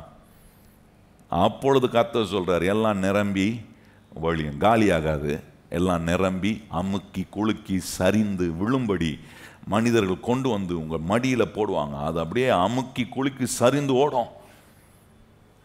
அப்படிப்பட்ட ஒரு ஆசீர்வாதத்துக்குள்ள கடவுள் கொண்டு போகிறார். ஆனால் இவங்க என்ன சொன்னாங்க பாருங்க, சீச்சர்கள், ஐயோ வேஸ்ட் பண்ணிட்டா, குசுன்னு பேசுவானுங்க போல. கூட அந்த ஏசுநாதருக்கு தெரியுது இவனுங்க என்ன பேசுகிறானுங்கன்னு. ஏசுநாது. ஏன்னா அவனுடைய இருதயம் எங்கே இருக்குன்னு ஏசுநாதுக்கு தெரியுமே. சொல்கிறாங்க குசு குசுன்னு பேசின உடனே சொல்கிறாங்க இது வேஸ்ட் பண்ணிட்டா. என்ன சொல்கிறாங்க? கர்த்தருக்கு அவ செஞ்சதை வேஸ்ட்டுன்றாங்க. அவ தன்னுடைய இருதயத்தில் கர்த்தருக்கு பெஸ்ட்டை கொடுக்கணும். தாங்கிட்ட இருந்த விலை உயர்ந்த என்ன நலதம் என்கிற தைலத்தை கொண்டு வந்து அந்த பர்ஃப்யூமை கொண்டு வந்து ஊத்துறா. வாசனை அந்த தெரு முழுவதும் போயிருக்கும். அவ்வளோ அருமையான வாசனை, அவ்வளோ காஸ்ட்லியான ஒரு பர்ஃப்யூமை கொண்டு வந்து இயேசுவின் பாதத்தில் இயேசுவின் மேலே ஊத்துறா. அதை வந்து சீஷர்கள் சொல்கிறாங்க அது வேஸ்ட் பண்ணிட்டா. யோவான் 12ஆம் அதிகாரத்தில் அதை நம்ம கவனிக்கிறோம். சொல்கிறாங்க வேஸ்ட் பண்ணிட்டா. நல்லா கவனிங்க. உங்கள் இருதயம் கர்த்தருடைய பலனை சார்ந்து வாழ்கிற இருதயமாக இருக்குன்னா ஒரு நாளும் எதை கர்த்தருக்கு நம்ம கொடுத்தாலும் செஞ்சாலும் ஒரு நாளும் நம்ம மனசுலையோ இருதயத்தில் அது வேஸ்ட்டுன்னு நினைக்கவே மாட்டோம். நமக்கு ஒன்று தெரியும், கர்த்தருக்கு நான் ஒன்று செஞ்சால் கர்த்தர் எனக்கு பல 1000 மடங்கு நன்மை செய்கிற தேவனாய் அவர் எனக்கு இருக்கிறார். எனக்கு எல்லா பலனையும் எனக்கு கர்த்தர் என் வாழ்க்கைக்குள்ளே நிச்சயமாக கொடுப்பார். வேஸ்ட்டுன்னு சொன்னதோட நிறுத்துறானுங்களா? அதுக்கப்புறம் சொல்லியிருக்கு பாருங்க 7ஆம் வசனம் 8ஆம் வசனம் கவனிச்சுன்னு அங்கே சொல்கிறாங்க. என்ன ஆண்டவர் சொல்கிறாரு, அவளை தொந்தரவு செய்யாதீங்க, விட்டு விடுங்க சொல்லிட்டு சொல்கிறாரு. ஏன்னா அவனு சொல்கிறானுங்க இது ஏன் வேஸ்ட்டுன்றாங்கன்னா இந்த நலதம் என்னும் தைலத்தை விற்று அதில் வர காசு எடுத்து ஏழைகளுக்கு கொடுத்துருக்கலாமே. இப்போ தான் ரொம்ப கரிசனெல்லாம் வந்துடும். என்ன ஆண்டவர் செய்கிறது வேஸ்ட்டுன்னு சொல்லிட்டு இவருக்கு கொடுக்குறது வேஸ்ட்டுப்பா, அதுக்கு அங்கே பண்ணியிருக்கலாம் இங்கே செஞ்சுருக்கலாம் எல்லாம் கொடுப்பான் பிசாசு ஐடியாலாம். ஆனால் நமக்கு அப்படிப்பட்ட எண்ணங்கள் வரும்போது நமக்கு தெரியணும், தரித்திரத்தை நம்மால் தீர்க்க முடியாது. தரித்திரத்துக்கான தீர்வு இயேசு ஒருவர் மாத்திரம்தான். மனுஷனுடைய தரித்திரத்தையும் தேசத்தின் தரித்திரத்தையும் நீக்குவதற்கான பரிகாரி இயேசு ஒருவர் தான். இவன் நினைச்சிட்டானு இந்த விலை உயர்ந்த தைலத்தை விற்று காசை கொடுத்தா தரித்திரம் நீங்கிறோன்னு நினைக்கிறான். ஆண்டவர் சொல்றாரு அது நீங்க அதை நீக்கிற உரையாள் நான் தான் அப்படின்னு சொல்றாரு. அது சொல்றாரு தரித்திரர்கள் எப்பொழுதும் உங்களோட கூடவே இருப்பார்கள். 8ஆம் வசனம் சொல்றாரு ஏசுனா தரித்திரம் எப்பவுமே உங்க கூட இருப்பான்பா, ஆனால் நான் எப்பொழுதும் இருப்பதில்லை. அவள் என்னை கனப்படுத்த இடம் கொடுங்கன்றார். அதுதான் மீன் பண்றாரு. அவள் பெஸ்டானதை செஞ்சா நீ வேஸ்ட்ன்ற, தரித்திரருக்கு கொடுத்துருக்கலான்ற. நல்லா கவனிங்க. கர்த்தர் சொல்ற இல்லை தரித்திரத்துக்கான நிவாரணம் யார்கிட்ட இருக்குன்னா நம்முடைய ஆண்டவராகிய இயேசு கிறிஸ்து விட்ட மாத்திரம்தான் இருக்கு. என்ன நிவாரண நிதி வந்து என்ன அரசாங்கம் கொடுத்தாலும் சரி நாடே கொடுத்தாலும் சரி தரித்திரம் நீங்காது. நான் சொல்ல புரியுதா உங்களுக்கு? என்ன நீங்க செஞ்சு பாருங்க, என்னென்னமோ நல்ல திட்டம்லாம் இருக்குது பார்த்தீங்களா நாட்டில். என்னென்ன அரசாங்கம் சில நாட்டெலாம் கவனிச்சிங்கன்னா வெளிநாட்டெலாம் போனீங்கன்னா அந்த வெளிநாட்டில் நான் ஒரு முறை வாசித்தேன் பாருங்கள். ஆஸ்திரேலியா நாட்டில் அவங்க நாட்டில் பிச்சைக்காரனே இருக்கக்கூடாதுன்னு சொல்லி அரசாங்கம் என்ன பண்ணுதுன்னா அந்த நாட்டுக்கென்று வாழ்வதற்கான ஒரு தரத்தை வச்சுருக்காங்களாம். அந்த தரத்துக்கு வாழ்வதற்கான நில ஒரு நாட்டின் குடிமகனுக்கு இல்லைன்னா, அந்த சிட்டிசனுக்கு இல்லைன்னா கவர்மெண்ட்டே என்ன பண்ணுறாங்கன்னா அவனுக்கு வேண்டியதை ப்ரொவைட் பண்ணி நீ ஒரு நாளும் இந்த நாட்டினுடைய ஸ்டாண்டர்டுக்கு கீழே வாழ்ந்துடாத, நீ இந்த நாட்டின் ஸ்டாண்டர்டுக்கு எதுவாக வாழ்வதற்காக நாங்கள் உனக்கு ஃபண்டிங் கொடுக்குறோன்றான். அதையும் வாங்கிட்டு போயிட்டு இன்னும் பிச்சைக்காரமாக தான் இருக்கிறான் அவன். ஏன்னா புத்தி மாறல. வாழ்வதற்கான தரத்தை அரசாங்கம் உண்டாக்கி கொடுத்தா கூட இன்னும் தாழ்வான நிலையில் இருக்கிறதுக்கான புத்தி தான் வேலை செய்யுது. நம்ம ஊரில் இல்லையா? என்ன நீங்கள் கொடுத்து பாருங்க, ஓசியில் கொடுக்குறாங்கன்னு சொன்னால் அதுக்கு ஒரு கூட்டம் போதா இல்லையா? என்ன கொடுக்குறான் ஓசியில்? அவன் கொடுக்குறது அதே மாவு, அதே அரிசி, அதே சர்க்கரை, அதே எண்ணெய். அந்த மாவையும் அந்த என்ன அரிசியும் அந்த சர்க்கரையும் அவங்களால வாங்க முடியலையான்னு நினைக்கிறீங்க? அதெல்லாம் வாங்க முடியும். ஆனால் ஏன் அதுக்கு போய் நிற்கிறாங்கன்னா புத்தி அந்த மாதிரி. என்ன மாறல. ஆண்டவர் சொல்றாரு தரித்திரர்கள் எப்பொழுதுமே இருப்பாங்க. அந்த தரித்திரம் நீங்கணும்னா அந்த தரித்திரத்தை நீக்கிற இயேசு மனுஷனுடைய வாழ்க்கைக்குள்ள வரணும். வரும்போது தான் அவனுக்கு புரியும், ஐயோ நான் தரித்திரனா இருக்கக்கூடாது, எனக்காக ஒருத்தர் தரித்திரமாக இருக்கிறார். நான் ஐஸ்வர்யவான் ஆகும்படி என்னுடைய தாழ்வை மாற்றுவதற்காக, ஏன் தாழ்வான நிலைக்கே வந்து என்னை விடுதலை பண்ணுவதற்கான உயர்ந்த எண்ணம் கொண்ட ஒரு இயேசு இருக்கிறாரே. நல்லா கவனிங்க பாருங்க. கலாத்தியர் 3ஆம் அதிகாரம், கலாத்தியர் 3ஆம் அதிகாரத்தில் சொல்லியிருக்கிற இன்னொரு காரியத்தை உங்களுக்கு காண்பித்து, இந்த உலகத்தில் எப்படி பிசாசு இந்த சாபத்தை வச்சு இந்த தேவ பலனை நம்முடைய இருதயம் நாடாதபடிக்கு நம்மளை விலக்கி கடவுளுடைய ஆசீர்வாதத்தை விட்டு நம்மளை புறம்பாக்குவதற்கான வேலையை எப்படி செய்யலாம் பாருங்க. கலாத்தியர் 3ஆம் அதிகாரம் வாங்க. கலாத்தியர் 3ஆம் அதிகாரம் 13ஆம் வசனத்தையும் 14ஆம் வசனத்தையும் நம்ம கவனிப்போமா. 13ஆம் வசனம் பாருங்க. மரத்திலே தூக்கப்பட்ட எவனும் சபிக்கப்பட்டவன் என்று எழுதியிருக்கிறபடி கிறிஸ்து நமக்காக சாபமாகி நியாயப்பிரமாணத்தின் சாபத்துக்கு நம்மை நீங்களாக்கி மீட்டுக்கொண்டார். எவ்வளவு தெளிவா சொல்றாரு பாருங்க. கிறிஸ்து நமக்காக என்னவானாரு? சாபமாகி. சாபத்துல நான் இருக்கக்கூடாதுன்னு, சாபத்திலிருந்து என்னை நீங்களாக்கி விடுதலை பண்ணி என்னை மீட்டு கொண்டாராம். அதுல நான் இருக்கக்கூடாது, அந்த சேட்டில் இருக்கக்கூடாது, அந்த தாழ்வில் நான் இருக்கக்கூடாது, அதுல இருந்து என்னை வெளியே கொண்டு வருவதற்கான வேலையை செஞ்சு என்னை மீட்டு கொண்டு இப்போ இன்னொன்று செய்கிறார் பாருங்க. அடுத்த வசனம் பாருங்க சொல்லி இருக்கிறது. மீட்டு கொண்டுட்டு ஆண்டவர் இப்போ ஒன்று செய்கிறார். ஆபிரகாமுக்கு உண்டான ஆசீர்வாதம் கிறிஸ்து இயேசுவினால் புறஜாதிகளுக்கு வரும்படியாகவும் ஆவியை குறித்து சொல்லப்பட்ட வாக்குத்தத்தத்தை நாம் விசுவாசத்தினாலே பெறும்படியாகவும், இப்படியா ஆபிரகாமின் ஆசீர்வாதம். கிறிஸ்து ஏன் நம்மளை ரட்சித்து மீட்டு என்ன செய்யறாரு? மீட்டு கொண்டு போய் ஆபிரகாமுடைய ஆசீர்வாதத்தில் நம்மளை இன்சர்ட் பண்றாரு. அதுல போய் திணிக்கிறார், அதுல போய் நுழைக்கிறார் நம்மளை. அந்த எண்ணம் போய் நமக்குள்ள அதை திணிக்கிறார் ஆண்டவர். நீ வந்து இந்த ஏழ்மையான எண்ணங்களை விட்டு வெளியே வா. நான் பலவீன, நான் ஒன்றும் முடியாது, எனக்கு ஒன்றும் திறமை இல்லை, என்னால் ஒன்றும் செய்ய முடியாது, அது வந்து வெளியே வா. உன்னை பலப்படுத்துகிற கிறிஸ்து நான் உனக்காக ஜீவனை கொடுத்துருக்கிறேன். நல்லா கவனிங்க. சும்மா இல்லை, ஜீவனை ஆண்டவர் சொல்றாரு. விளக்கரயம் கொடுத்து நான் உன்னை மீட்டு கொண்டிருக்கிறேன். ஆண்டவர் தன்னையே ஒரு விளக்கரயமாய் கொடுத்து உங்களை மீட்டு கொண்டு, உங்களை இன்னும் அப்படியே என்னால் முடியல, எனக்கு பலன் இல்லை, யார் எனக்கு உதவி செய்வான், நான் எல்லாம் கைவிடப்பட்டவன். கர்த்தர் சொல்றாரு, அந்த நிலையிலிருந்து நீ பேசாமல் இருக்கிறதுக்கு தான் உன்னை வெளியே கொண்டு வந்திருக்கிறேன், மீட்டு இருக்கிறேன், ரட்சிப்பை கொடுத்துருக்கிறேன். இன்னைக்கு நிறைய கிறிஸ்தவங்க ரட்சிக்கப்பட்டு மீட்கப்பட்டோம். ஆண்டவரே முடியலப்பா, என்னப்பா இப்படியே இருக்கிறேன், அப்படியே இருக்கிறேன். ஆண்டவர் சொல்றாரு, உன்னை மீட்டு அங்கேயே விடலை, கொண்டு வந்து ஆபிரகாமின் ஆசீர்வாதத்தில் கொண்டு வந்து என்ன பண்ணியிருக்கிறேன்? உன்னை கொண்டு வந்து அப்படியே நுழைச்சிக்கிறேன், ஊசி ஏற்றி இருக்கிறேன். ஊசி குத்துனா எப்படி இந்த ஸ்கின்னுக்குள்ளே ஊசி குத்துவாங்க பார்த்தீங்கன்னா, நர்ஸுங்க குத்திருக்காங்களா உங்களுக்குலாம்? ஊசி குத்துனதே இல்லையா? குத்திருக்கிறாங்களா? அது குத்தி உள்ளே போனவொடனே அதுக்கப்புறம் ஒரு பஞ்சிங் நடக்கும் பாருங்க. அந்த பஞ்சிங் போகும்போது அந்த மெடிசன் உள்ளே போகும்போது தெரியுமா சரியத்துக்கு அந்த உள்ளே போகிறது தெரியும். பார்த்துருக்கீங்களா? சிலதெல்லாம் சும்மா லேசான காய்ச்சலுக்கெல்லாம் போனீங்கன்னா ஒன்றும் தெரியாது.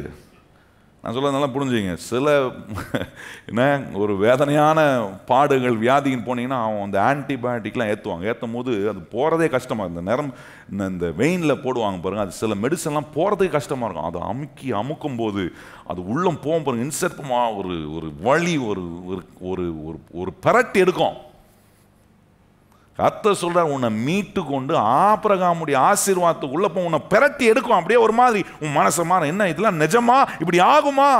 நம்பு, விசுவாசி. உனக்கு பலனை கொடுக்கிற கர்த்தர் அவரே.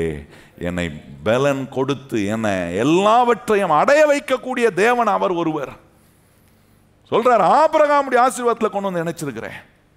என்ன ஆபிரகாமுடைய ஆசீர்வாதம்? ஆதியாகமம் 12ஆம் அதிகாரத்தில் கவனிக்கணும். ஆண்டவர் சொல்றார், உன் தகப்பன் வீட்டை விட்டு, உன் இனத்தை விட்டு நான் காண்பிக்கும் தேசத்துக்கு போ, அங்கே உன்னை நான் பெரிய ஜாதியாக்குவேன், உன்னை ஆசீர்வதிக்கிறேன், நான் ஆசீர்வதிப்பேன், பூமியில் உள்ள வம்சங்கள் எல்லாம் உன் மூலமா இந்த வாக்குத்தத்தத்தை கொடுக்கிறார். கொடுத்து 13ஆம் அதிகாரத்தில் கவனிச்சீங்கன்னா அந்த வாக்குத்தத்தை நிறைவேற நிறைய தடைகள் வருகிறது. அவனை பெரிய சீமானாக்குறார். அதுக்கப்புறம் நிறைய யுத்தங்கள் வருது, பல காரியங்களை தான் வாழ்க்கையில சந்திக்கிறான். ஆனா ஆபிரகாமுடைய வாழ்க்கையில கர்த்தர் அவனுக்கு கொடுத்த ஆசீர்வாதம் குறைபடவே இல்லை. பலன் உண்டாயிட்டே இருக்கு. யுத்தம் பண்றதுக்கு அவனுக்கு எங்கேருந்து பலன் வந்துச்சு? ஆபிரகாமுக்கு என்ன பண்ண யுத்தம் பண்ணி பழக்கம் உண்டா? அவன் என்ன கல்லுனால் சிலையை உண்டாக்குற திறமை உள்ளவனை, அதை வச்சு செதுக்குவான். அவனுக்கு தான் தெரியும். அவனுக்கு எப்படி யுத்தம் பண்ண தெரியும்? யுத்தம் பண்றதுக்கான பலனை கொடுக்குறாரு. எனக்கு இந்த வேலை தெரியாத ஆண்டவர், எனக்கு எதை எப்படி செய்யறது? ஆண்டவர் சொல்ல, எல்லாம் தெரியாத வேலையை கூட செய்யறதுக்கான பலனை கர்த்தர் கொடுக்கும்போது அந்த வேலையை கூட திறம்பட செய்ய கர்த்தர் நமக்கு என்ன பண்றாரு? எல்லா அறிவையும் ஆற்றலையும் கிருபையும் கர்த்தர் கொடுக்குறாரு. நிறைய பேர் சொல்ல, எனக்கு இந்த வேலை தெரியாதுங்க. தெரிஞ்ச வேலையை செய்ய மாட்டாங்க. தெரியாத வேலையை கொடுத்தீங்கன்னா என்ன சொல்லுவாங்க? எனக்கு தெரியாதுங்க, வேலை தெரியாதுங்க. இப்படியே சொல்லிட்டு தட்டி கழிக்கிற நிறைய கேஸை நம்ம பார்க்குறோம். ஆனால் கர்த்தர் ஒரு மனுஷனுக்கு பலனை கொடுப்பார்னா தெரியாத வேலையை கூட அவனுக்கு புரிய வைத்து அந்த மனுஷனை கொண்டு கர்த்தர் அதை வெற்றிகரமாய் செய்து முடிக்கக்கூடிய எல்லா ஞான அறிவு புத்திய மனுஷனுக்கு தேவன் கொடுக்கிறார் பாருங்க. எவ்வளோ அற்புதமாக செய்கிறார் பாருங்க. இந்த ஆசீர்வாதம் தான் நிவாரணம். நல்லா கவனிங்க. இவனு நினைச்சிட்டானுங்க இந்த தைலத்தை வித்து அதில் வர காசை கொடுத்தா தரித்திரம். நீங்க ஆண்டவர் சொல்ல, அது இல்லை நிவாரணம். ஏசுனா சொல்றாரு, சாபம் நீங்கிறதுக்கான நிவாரணம் ஆசீர்வாதம். கையை வைத்து சொல்லுங்க, சாபம் நீங்குவதற்கான நிவாரணம் என்னது? இயேசு கிறிஸ்துவின் மூலமா நமக்கு உண்டாயிருக்கிற ஆசீர்வாதம். அதை யோசிக்கணும். கொண்டு போய் ஆபிரகாமுடைய ஆசீர்வாதத்தில், அந்த வார்த்தை அருமையா இருக்கு பாருங்க. 14ஆம் வசனம் பாருங்க. ஆபிரகாமுக்கு உண்டான ஆசீர்வாதம். எல்லாரும் வாய்த்த சொல்லுங்க, யாருக்கு உண்டான ஆசீர்வாதம்? அது ஆபிரகாமுக்கு உண்டான ஆசீர்வாதம் கோட்டை விட்டுறக்கூடாது.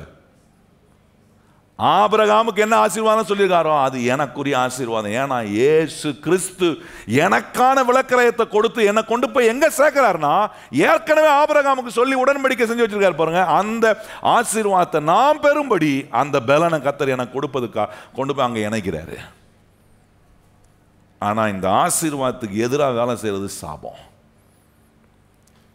கவனிச்சு பாருங்க. மனுஷன் பாவம் செய்யறதுக்கு முன்னாடி சாபம் இல்லை, அவன் போய் உன்னை விதைச்சானா அற்புதமான விளைவுகளை கொடுக்கும். ஆனால் இப்போ மனுஷன் விதைச்சாலும் அந்த விதைத்தது கூட முள்ளும் குறுக்கும் முளைக்குதே. சாபம் என்ன பண்ணுது? முள்ளும் குறுக்கையும் முளைக்குது. இப்போ மனுஷனுக்கு இன்னும் எக்ஸ்ட்ரா வேலை. என்ன வேலை? முள்ளும் குறுக்க முளைக்கும் போது போய் எடுத்துட்டு போய் எதையா கோடாரி எடுத்துட்டு போய் கத்திக்கோளை எடுத்துட்டு போய் என்ன பண்ண வேண்டியதா? கத்தி எடுத்துட்டு போய் வெட்ட வேண்டியதா இருக்கு. அதை கவனம் செலுத்தலைன்னா அது மேலே முள்ளும் குறுக்கம் முளைத்து விதைத்ததை நல்ல விளைச்சலை அது என்ன பண்ணுது? நசுக்கி போட்டு ஆசீர்வாதம் வெளியே வராதபடிக்கு. அதுதான் ஆண்டவர் என்ன பண்ணுறாரு? கொண்டு போய் நம்மளை ஆபிரகாமின் ஆசீர்வாதத்தில் ஆண்டவர் நம்மளை உள்ள வைக்கிறார். அதில் உண்டாகும்படி கையை வச்சு சொல்லுங்க, ஆபிரகாமின் ஆசீர்வாதம் எனக்கு உண்டாகும்படி. முள்ளும் குறுக்கம் முளைக்குது, ஐயா என்ன பண்ணுறது தெரியல ஏசப்பா சொல்கிறார். ஆசீர்வாதம் உண்டாகும்படி எடுத்து வேலை செய். முள்ளும் குறுக்கம் முளைக்குதான், கத்திரிக்கோளை எடுத்துன்னு போய் கட் பண்ணு, கத்தி எடுத்துன்னு போய் கட் பண்ணு. எதை எடுத்துகிட்டு போய் கட் பண்ணுமோ கட் பண்ணுவதற்கான பலனை கர்த்தர் எனக்கு கொடுத்து வச்சிருக்கிறார் என்பது தெரிஞ்சிச்சுன்னா முள்ளும் குறுக்கம் முளைச்சா அதை வெட்டி வேரோட பிடுங்கி போடக்கூடிய பலனை கர்த்தர் நமக்குள்ள வேலை செய்வார். நல்லா கவனிச்சு பாருங்க. சாபத்துக்கான நிவாரணம் இயேசுவினுடைய ஆசீர்வாதம். தரித்திரத்துக்கான நிவாரணம் இயேசு கிறிஸ்துவின் மூலமா நமக்கு உண்டாகிற ஆபிரகாமின் ஆசீர்வாதம் தான் நிவாரணம். வேற எதுவுமே நிவாரணம் கிடையாது. என்ன நிவாரணம் இந்த உலகத்தில் கண்டுபிடிச்சாலும் தரித்திரம் நீங்காது. இயேசு தான் எல்லா தரித்திரத்தையும் நீக்கிறதுக்கான நிவாரணம் என்று ஒரு மனுஷன் என்னைக்கு மனசார விசுவாசிக்கிறானோ அன்னைக்கு தான் அந்த மனுஷனுடைய மனதிலும் இருந்து வாழ்க்கையிலும் இருந்து அவனை சுற்றிலும் இருக்கிற அந்த தரித்திரம் என்கிற நிலைகள் அவனை விட்டு அகண்டு, அதில் அவன் மாட்ட மாட்டான்.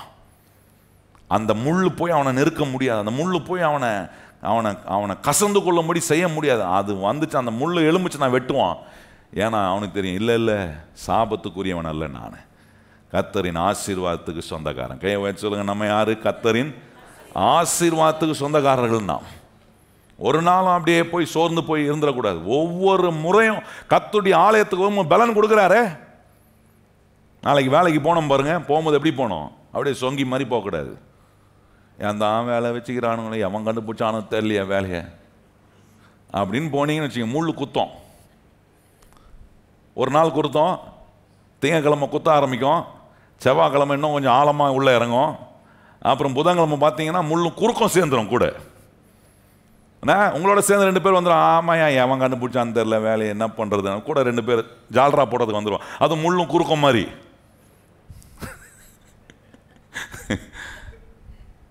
ஆண்டவர் நல்லவர். இன்னைக்கு அந்த முள்ளும் குறுக்கெல்லாம் நம்ம வெட்டலாம், அகற்றலாம், நம்முடைய வாழ்க்கையை விட்டு அகற்றலாம். முள்ளும் குறுக்கும் ஏன் சொல்லி காரணத்தை சொல்லி சாக்க சொல்லிக்கிட்டே பாரு, நேரம் முடிஞ்சு போயிடுச்சு. கர்த்தர் சொல்றாரு அதெல்லாம் பாருங்க. ஒரு அந்த சில வசனங்களை மாத்திரம் சொல்லி நான் முடிக்கிறேன். உபாகமத்தில் 28ஆம் அதிகாரம் பாருங்க. உபாகமம் 28ஆம் சாபம் பாருங்க, முள்ளு குறுக்கு மாதிரி. அது வந்து மோசமானது, விட்டுறக்கூடாது. காலில் முள்ளு குத்துச்சுன்னா விட்டுருவீங்களா? ஹலோ, பரவாயில்ல இன்னும் 2 குத்து வா, அப்படி விட்டுருவோமா? சில சொல்லுவாங்க அந்த காட்டு முள்ளா. என்ன முள்ளு? காட்டு முள்ளு கேள்விப்பட்டிருக்கீங்களா? காட்டு முள்ளா விஷ முள்ளா? ஏதோ ஒரு முள் விடுங்க, யாமத்தில் முள். சில முள்ளெல்லாம் என்ன சொல்லுவாங்கன்னா எடுத்துடணும், இல்லைன்னா அது உள்ள போய் விஷம் ஏறிடும்ன்றாங்க. விஷம் முள்ள ஏறிச்சுன்னு வச்சுக்கிட்டு, ஆண்டவரை கர்த்தருக்கு ஸ்தோத்திரம், விஷம் முள்ள ஏறினதுக்காக ஸ்தோத்திரம். ஆண்டவரே உங்களுடைய பிள்ளையா மாறினேன், என்ன பண்ணுறது? அந்த விஷம் முள்ளையும் கூட வச்சுக்கிட்டே ஓட்டுற ஆண்டவரே. கர்த்தர் சொல்கிறார், அறிவு கொடுத்துருக்குறேன், கையை கொடுத்துருக்குறேன், கண்ணை கொடுத்துருக்குறேன், உனக்கு நிறைய கருவியை கொடுத்துருக்குறேன், எடுத்து குத்தி எடு வெளியே. என்னத்த? அந்த முள்ளை எடு வெளியே. இதிலே போகிற ஆண்டவரே, இப்படியே ஓட்டுற ஆண்டவரேன்னா ஆண்டவர் சொல்றாரு, புத்தினா இருக்காத, புத்திமானா இரு.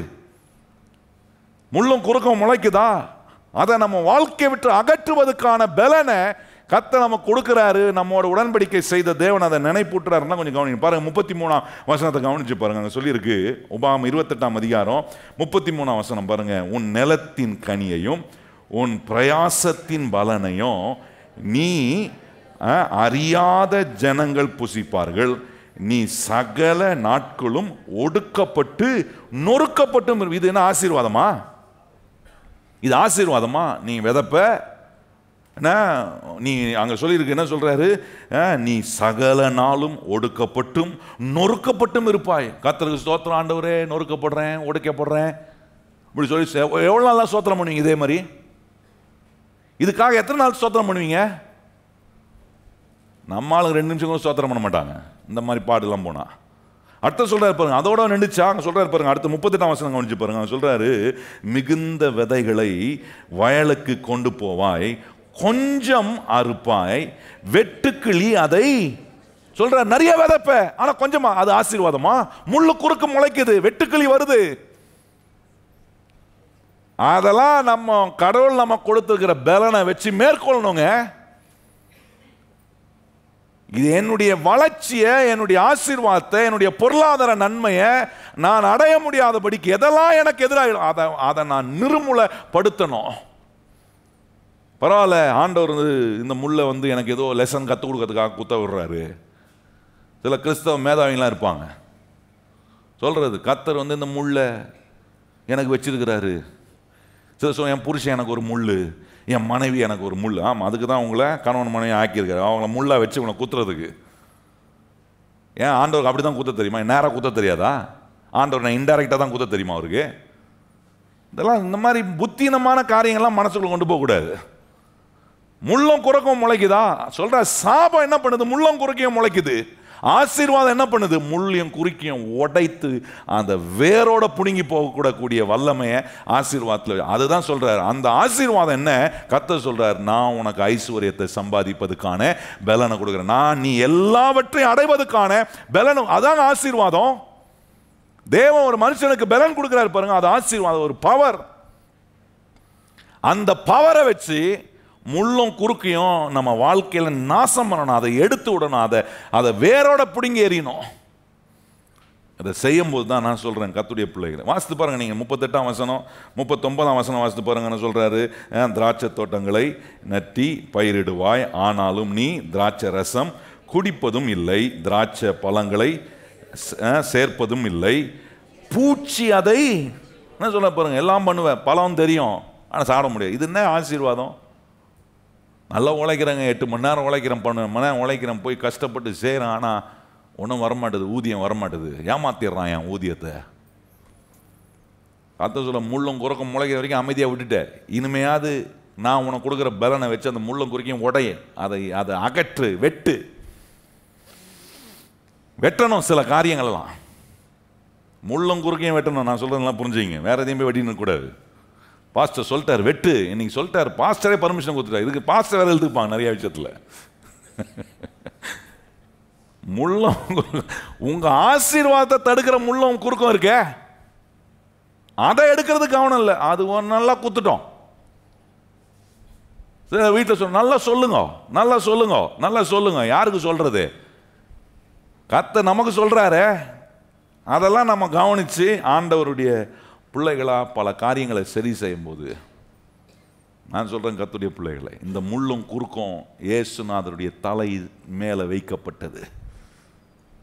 நீங்களும் நானும் குத்தப்படக்கூடாதுன்னு இந்த முள் கிரீடத்தை எடுத்து அவருடைய தலை மேல வைத்தார்கள்.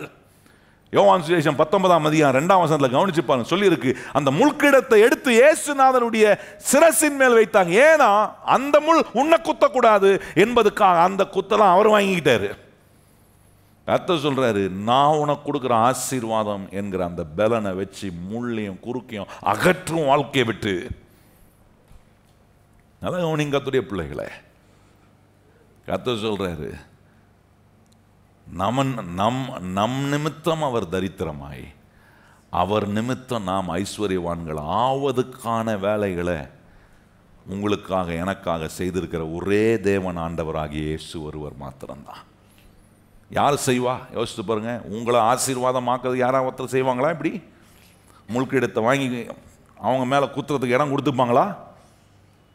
ஆனால் இயேசு வேதனையெல்லாம் அவர் ஏற்றுக்கொண்டு கர்த்தர் கொடுக்குற ஆசீர்வாதத்தை வச்சு நீங்கள் எல்லா முள்ளையும் குறுக்கையும் உடைத்து தேவ ஆசீர்வாதம் என்கிற பலனை வைத்து வாழ்க்கைக்கு என்னெல்லாம் சம்பாதிக்கணும், ஐஸ்வர்யத்தை சம்பாதிக்க, நன்மையை சம்பாதிக்க, என்ன வாழ்க்கையில் கர்த்தருக்கு மகிமையாக உங்கள் இருதயம் கர்த்தரை சார்ந்து கர்த்தருக்கு பற்றுள்ள இருதயமா கர்த்தருடைய நோக்கத்தையும் திட்டத்தையும் செய்வதற்கான விதத்தில் கர்த்தர் சொல்கிறார், நான் உன்னோட உடன்படிக்கை செஞ்சிருக்கிறேன். உன் தேவனாகிய கர்த்தரை நீ நினைப்பாயாக. எப்படி நினைக்கணும்? அவர் எனக்கு ஐஸ்வர்யத்தை சம்பாதிக்க என்ன கொடுக்குறாரு? பலன் கொடுக்குறாரு. முள்ளும் குறுக்க முளைச்சுன்னா அந்த பலனை வச்சு முள்ளும் குறுக்கையும் பிச்சு எடுக்கணும். கர்த்தர் நம்மளை ஆசீர்வாதமாக இருக்க நமக்கு எல்லா அனுகூலத்தையும் ஆண்டவர் செய்து வைத்திருக்கிறார். ஒரு நாளும் உங்கள் தோல்வியை சொல்லிட்டு உங்கள் சோர்வை சொல்லிட்டு உட்காராதீங்க. அதுலேருந்து வெளியே வர்றதுக்கான பலனை கர்த்தர் நமக்கு ஒவ்வொரு முறையும் நமக்கு கொடுக்குறார். எழுமி நிற்போம், நம்ம ஜெபம் பண்ணுவோம். நேரம் ஆயிடுச்சு. நிறைய காரியங்களை நம்ம தொடர்ந்து கவனிப்போம், ஒன்றும் குறை இல்லை. எழுமி நிற்போம், நம்ம ஜெபம் பண்ணலாம். Thank you Lord. எல்லா வாய்களை திறந்து கர்த்தரை ஸ்தோத்திரம் பண்ணுங்க. ஆண்டவரே, உமக்கு ஸ்தோத்திரம். எங்களோட நீர் பேசுகிறதுக்காக ஸ்தோத்திரம். எங்களுடைய வாழ்க்கையை நீர் ஆண்டவரே உங்களுடைய நன்மையினால் நிரப்புகிறதுக்காக ஸ்தோத்திரம். எல்லா வாய்களும் கர்த்தரை பார்த்து சொல்லட்டும். ஆண்டவரே, வேதம் எவ்வளோ அருமையாக சொல்லுது பாருங்க. நம்முடைய கர்த்தராகிய இயேசு கிறிஸ்துவின் கிருபையை அறிந்திருக்கிறீர்களே, அவர் ஐஸ்வர்யம் உள்ளவராய் இருந்தும் நீங்கள் அவருடைய தரித்திரத்தினாலே ஐஸ்வர்யவான்கள் ஆகும்படி உங்கள் நிமித்தம் அவர் தரித்திரரானார். நம் நிமித்தம் நம்மளை நல்லா ஆக்குவதற்காக அவர் எவ்வளோ அகோல காரியங்களை அடையணும்னா அதுக்கு ரெடி ஆயிட்டாரு. ரெடியாகி செய்து முடிச்சுட்டாருங்க 2000 ஆண்டுகளுக்கு முன்பாக. இன்னைக்கு நான் குத்தப்பட்டுக்கிட்டு குத்து வாங்கிட்டு இருக்கிற ஒரு ஆளாக இருக்கிறேன்னா அப்படின்னா நான் கர்த்தருடைய சத்திய வசனத்தின் வெளிச்சத்தை, அந்த அறிவை நான் உபயோகப்படுத்தலை. இன்னும் புத்தினனாக இருக்கிறேன். இவ்வளோ அனுகூலமாக சொன்ன 2500 வசனங்களுக்கு மேலாக நம்மளை புத்தி புகட்டக்கூடிய நம்முடைய பொருளாதார ஆசீர்வாதத்தை கருத்தை சொல்லி வச்சிருந்தோம். இன்னும் முள்ளும் குறுக்கும் குத்தி இன்னும் இந்த விஷயத்தில் அப்படியே கூனி குறுகி இருப்பதுக்கான இடத்தை நான் என் வாழ்க்கையில் விட்டுருக்கிறேனா? பிசாசுக்கு அது ரொம்ப சந்தோஷம் பாருங்க. பொருளாதாரத்தில் நீங்கள் ரொம்ப வீக்கா மலிவா இருந்து எப்போவுமே எல்லாத்துக்கும் நீங்கள் யாரையாவது ஒருத்தர் எதிர்பார்த்துக்கிட்டு இருக்கிற ஒரு நிலையில் இப்போ பிசாசு இதான் கரெக்டு.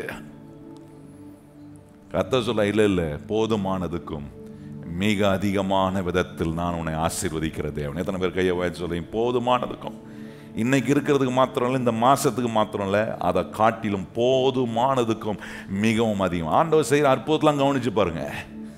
5000 பேரை போஷித்து, 5000 பேர்னா வெறும் புருஷர்கள் மாத்திரம். பெண்களை கணக்கு எடுத்தா அவங்க ஒரு 5000 பேர். ஒரு குடும்பம் ஒரு கணக்கு எடுத்தா ஒரு 2 பிள்ளைங்க இருக்குன்னா யோசித்து பாருங்க. அதுவே ஆயிடுச்சு 10,000 பேர்கிட்ட. கூட அங்கங்கே வந்தவங்க 15,000 பேர், 20,000 பேருக்கு மேலே 25,000 பேர்கிட்ட சாப்பிட்றாங்க. சாப்பிட்டு முடித்த பிறகு போதும் அப்படின்னு சொன்ன உடனே, திருப்தியாக அவங்க சாப்பிட்ட உடனே கரெக்டாக சுகூராக கொடுத்துருக்க வேண்டியது தானே ஆண்டவர். எத்தனை பேர் இருக்கிறாங்களோ? 25,000 பேர் இருக்கலாம். 25,000 பேர் இருக்கான். அப்போ அம்மா மீனம் கிடச்சா முடிஞ்சிச்சு, அவ்வளோதான். ஆண்டவர் அப்படி பண்ணலையே, மீதம் எடுக்கிறார். அதான் நம்முடைய ஆண்டவர் எல் ஷடாய். கையை வச்சு சொல்லுங்க, நம்ம ஆராதிக்கிற கர்த்தர் யார்? எல் ஷடா. போதுமானதுக்கும் மிகவும் அதிகமான 12 கூட கொடுத்தாரு. யாராவது கேள்வி கேட்டாங்களா, ஆண்டவர் ஏன் ஆண்டவர் எவ்வளோ அதிகமாக கொடுத்தீரு, இது உங்களுக்கு ரொம்ப வேஸ்ட் பண்ணுற மாதிரி தெரில? சில கிறிஸ்தவ சொன்னாங்க, ரொம்ப அதிகமாக கொடுத்து கர்த்தர் வேஸ்ட் பண்ணிட்டார். ஆமாம், ஆண்டவர் தெரியாது, உங்களுக்கு தெரிஞ்சிருச்சு. சில நேரம் அப்படி நம்ம நினைக்கிறோம். கிடையாது. நம்முடைய தேவனுடைய உள்ளம், தேவன் எவ்வளோ நல்லவர் என்பதை எப்படி காட்டுறாருனா, அவர் என் தேவைகளை சந்திக்கிறவர் மாத்திரமல்ல, என் தேவைகளை சந்தித்து எனக்கு போதுமானதையும் கொடுக்குறாரு. போதுமானதுக்கும் அதிகமான விதத்தில் கர்த்தர் எனக்கு ஆசீர்வாதத்தை கொடுக்குறார். எத்தனை பேர் அந்த நிலையை உங்கள் வாழ்க்கையில் அடைவதற்காக தான் கர்த்தர் பலனை கொடுக்குறாரு. அந்த தேவ பலனை உபயோகப்படுத்தி போதுமானதுக்கும் அதிகமான நிலையில் உங்கள் வாழ்க்கையை கர்த்தர் மேன்மைப்படுத்த. இன்னைக்கு இந்த சத்தியத்தெல்லாம் உங்களை கேட்க பண்ணுவீங்க. வரக்கூடிய நாட்கள் இதெல்லாம் பார்ப்பீங்க உங்கள் வாழ்க்கையில் நடக்கிறத. இது வரைக்கும் அதுக்கெல்லாம் தட்டுப்பாடாக இருந்துச்சு. இன்னைக்கு எல்லாமே கொஞ்சம் மேனேஜ் பண்ணி கொஞ்சம் எக்ஸ்ட்ராலாம் வருதே. எவ்வளோ எக்ஸ்ட்ரா வந்தாலும் உங்கள் இருதயம் யார் மேலே தான் இருக்கணும்? கர்த்தர் மேலே தான். அவங்க அங்கே கொஞ்சம் கோளாறாச்சுன்னா மிச்சம் ஆகாது, தட்டுப்பாடாயிடும். கை உயர்த்தி எல்லாரும் ஆண்டவருக்கு நன்றி சொல்லுங்க. ஆண்டவரே, எங்களோட நீ பேசின நம்முடைய நல்ல வார்த்தைகளுக்காக உமக்கு ஸ்தோத்திரம், ஸ்தோத்திரம், ஸ்தோத்திரம். ஆண்டவரே, இன்னைக்கு இருக்கிற நிலையை வச்சு நான் யோசித்து பார்க்கல. என் தேவன் ஆண்டவரை எப்பொழுதும் என்னுடைய வாழ்க்கையின் நிலையை உம்முடைய சத்திய வசனத்துக்கு ஏதுவாக மாற்றுவதற்காக நீர் எங்களோடு இன்னைக்கு சொன்ன எல்லா வார்த்தைகளையும் எனக்குரியதாய், எங்களுக்குரியதாய் நாங்கள் எடுத்து உபயோகப்படுத்த கிருபை செய்யும். உம்முடைய பலனை நாங்கள் ஒவ்வொரு நாளும் பாவிக்க, உபயோகப்படுத்த எங்கள் தேவன் எங்களுக்கு கிருபை பாராட்டுவீராக. அந்த ஒவ்வொரு பிள்ளைகளையும் ஆசீர்வதியும். இவர்கள் எல்லாரும் இந்த சத்தியத்தை கேட்கணும்னு இன்னைக்கு நீர் கொண்டு வந்திருக்கிறீர். இவர்களை கேட்க பண்ணியிருக்கிறீர். இவருடைய வாழ்க்கையில் இதுக்குண்டான ஆசீர்வாதத்தை அவர்கள் அடையும்படி உம்முடைய பிள்ளைகளை நீர் தொடர்ந்து வழி நடத்தும். எல்லா நன்மையும் கிருபையும் உம்முடைய பிள்ளைகளை பின்தொடரட்டும். உம்முடைய பிள்ளைகள் படைக்க இருக்கிற காணிக்கை தசம பாகம் எல்லாவற்றையும் ஏற்றுக்கொள்ளும். நிறைவான விதத்தில் உம்முடைய பிள்ளைகளை போஷித்து பராமரித்து வெற்றியையும் வாழ்வையும் உடைய பிள்ளைகளுக்கு நீ தொடர்ந்து கட்டளையிடுவீராக. எல்லா கன மகிமை துதி உமக்கே தருகிறோம். ஏற்றுக்கொள்ளும் மகிமை அடையும். இயேசு கிறிஸ்துவின் அன்புள்ள நாமத்தில் வேண்டி ஜெபம் செய்கிறோம் எங்கள் பரிசுத்தமுள்ள நல்ல பிதாவே, ஆமென். இப்பொழுது நம்முடைய கர்த்தராகிய இயேசு கிறிஸ்துவினுடைய கிருபையும் பிதாவாகிய தேவனுடைய அன்பும் பரிசுத்த ஆவியானவருடைய அந்யோன்ய ஐக்கியமும் இன்றும் என்றும் சதா காலங்களும் நம் அனைவருடன் நிலைத்திருப்பதாக. ஆமென். எல்லாரும் இணைந்து சொல்லுவோம். என் ஆத்துமாவே கர்த்தரை ஸ்தோத்திரி, என் முழு உள்ளமே அவர் பரிசுத்த நாமத்தை ஸ்தோத்திரி. என் ஆத்துமாவே கர்த்தரை ஸ்தோத்திரி, கர்த்தர் செய்த சகல உபகாரங்களையும் மறவாதே. ஆமென்.